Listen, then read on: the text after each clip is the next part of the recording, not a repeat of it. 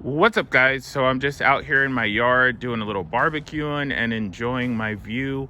Before we get started on today's video, I wanted to invite you guys to like, comment, and subscribe, and stay tuned for lots more videos just like this.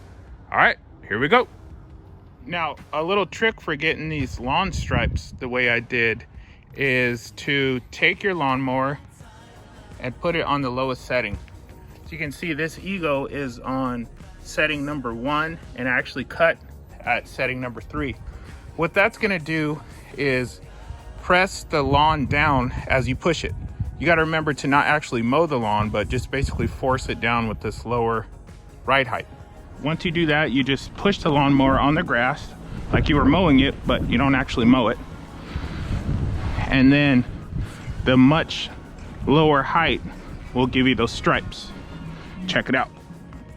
All right, and as you can see, I've got some pretty good stripes going actually, and I didn't use any special equipment. I just changed the ride height of the lawnmower.